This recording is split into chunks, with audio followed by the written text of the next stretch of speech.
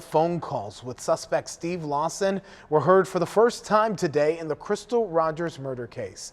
WDRB's Fallon Glick on what they revealed as the trial winds down.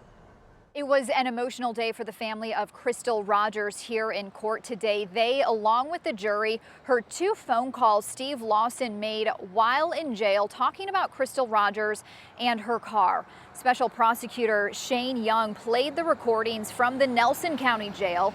The first call was between Steve Lawson and his mother on January 5th, 2024. At one point, his mother says, quote, "Did Brooks ask you to kill her?" Lawson responds, quote, "That's exactly what he said. He said, I want her gone." That conversation then turned into Steve Lawson saying he dropped his son Joseph Lawson off, started drinking, then got a call back from Joseph to pick him up on the Bluegrass Parkway because he was broken down in Rogers' car. And Steve has admitted to going there and moving the seat in Crystal's car. The second jail recording on January 9th was with an unknown voice. It was more heated. The person on the other end said, quote, "You could have saved her. You knew for 8 expletive years you could have saved that girl's life." Prosecutors also called former FBI agent Mike Schaefer to the stand. He interviewed Steve Lawson in 2020 regarding the phone call he made to Brooks Houck, Rogers' former boyfriend, the night she disappeared. 20 minutes of the interview was played for the jury wearing headphones, but we could not hear what was said. However, 5 minutes into that interview, Lawson took his headphones off and stopped listening.